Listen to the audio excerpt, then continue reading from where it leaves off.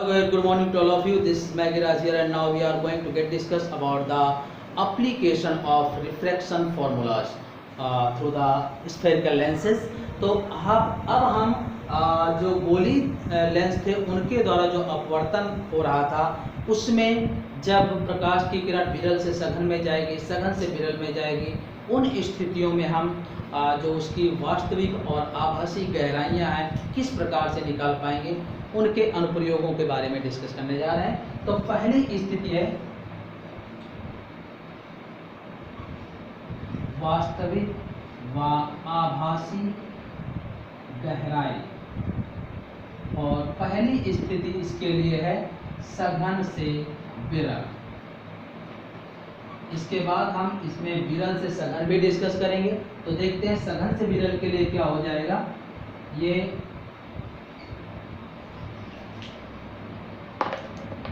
यहाँ पर मान लेते हैं ये सघन माध्यम है और ये विरल माध्यम है। सघन माध्यम जैसे कांच हम मान लेते हैं म्यू जी, और विरल माध्यम जैसे वाई हम मान लेते हैं म्यू ए। तो यहाँ जैसे कोई वस्तु है वो इससे जैसे कोई प्रकाश की किरण चलती है अविलंब से आपतन कोण आई पर, तो ये सघन से विरल में जाएगी तो अविलंब से दूर हटती है और ये हो जाएगा अपवर्तन कोण। जब हम इसको पीछे की ओर बढ़ाएंगे तो ये अपना प्रतिबिंब यहाँ पर बनाएगी। अर्थात जैसे हम पानी से वायु में देख रहे हैं तो इस तरीके से अगर हम इसकी गहराई हम मान ले डी है तो ये हो जाएगी डी डैश, ये होगी, और ये आई था तो ये आई होगा, और ये आर है तो ये आर होगा। मान लेते हैं कि ये है एम और ये है एल, ऐसे मान लिया। तो अब हम देखिएगा कि हम ये जानते हैं कि 1 mu two equal to mu two upon mu one equal to sine i by sine r, और ये दिए बहुत छोटे कोण हैं तो आई बाई आर होगा।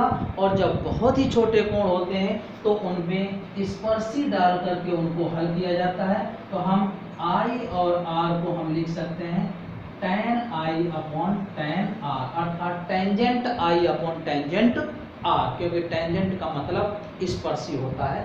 तो अब हम mu two upon mu one equal to tan i upon tan r इन फॉर्मूलों का इस्तेमाल करेंगे। तो देखते हैं अब हम यहाँ से आ गया कि ये g mu a equal to mu a upon mu g equal to tan i upon tan r, जहाँ tan आई का मान है पूरा त्रिभुज देखिएगा लंब बटे आधार, यानी Lm अपॉन डी, और tan r है Lm अपॉन d डैश। दोनों मान समीकरण एक में रख दीजिएगा, समीकरण एक से। तो g mu a equal to tan i Lm upon d, Lm upon d dash, Lm से Lm कैंसिल, ये आ जाएगा d डैश अपॉन d। तो ये g mu a equal to d dash upon d, ये आ गया। और वास्तव में अगर देखें तो जो गिवन होगा वो जी म्यू ए कभी नहीं गिवन होगा, दिया होगा कांच का अपवर्तनांक यानी ए म्यू जी। अगर इसका मान म्यू है तो जी म्यू ए आप निकाल लेंगे, 1 अपॉन ए म्यू जी यानी 1 अपॉन म्यू हो जाएगा। ठीक है, तो इसको अगर सॉल्व करें तो ये 1 upon mu equal to d dash upon d. ठीक है, तो d dash equal to d upon mu, ये आ जाएगा, और म्यू आप देख रहे हैं ए म्यू जी के इक्वल है। तो इस तरीके से ये होगा। और अगर आप यहाँ से ध्यान रखिएगा, इसी से अगर डी डैश का मान निकालते हैं तो ये आ गया।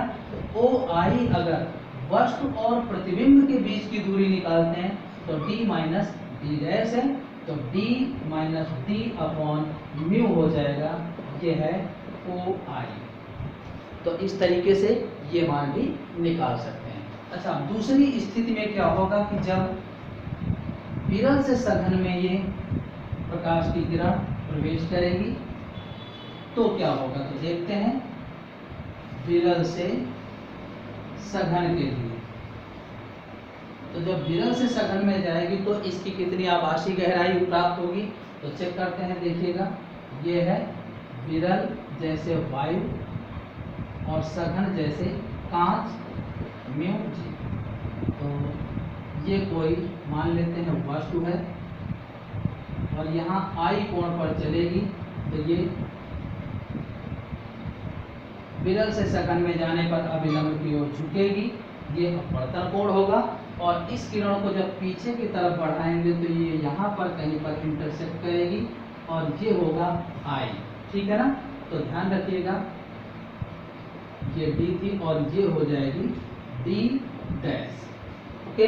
और ये आर है तो ये आर होगा, संगत कोण बराबर होते हैं। ये एम था और ये एल। तो अब यहाँ पर जो रिलेशन बनेगा a mu g equal to mu g upon mu a equal to tan i upon tan r. इसमें से tan आई का मान हो जाएगा लंब बटे आधार, और ये tan आर जो हो जाएगा, सॉरी tan आई का मान है lm अपॉन डी और tan आर का मान है lm अपॉन डी डैश। ये मान समीकरण 1 में रख दीजिए। तो समीकरण 1 से तब इसको सॉल्व करेंगे तो a mu g equal to tan i lm upon d upon lm upon d dash.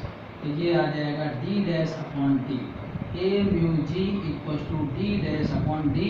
और हमेशा गिवन भी यही होगा, जब क्वेश्चन दिया जाएगा तो दिया है a mu g equal to something 1.5 1.45 ऐसे कुछ भी होगा, लेकिन कांच का अपवर्तनांक दिया होगा तो ए म्यू जी ही है।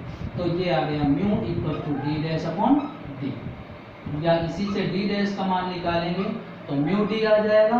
और अब की बार अगर हम ओ आई का मान निकालते हैं, ध्यान रखिएगा, तो ये आ जाएगा ओ आई का मान डी डैश माइनस डी। तो ये है म्यू डी माइनस डी या म्यू माइनस 1 इंटू डी। ये मान प्राप्त होगा वस्तु और प्रतिबिंब के बीच की दूरी के रूप में। तो इस प्रकार से हम इनके वास्तविक और आभासी गहराइयों का मान भी निकाल लेते हैं, ठीक है ना। तो ये है वास्तविक और आभासी गहराई सघन से विरल और विरल से सघन के लिए।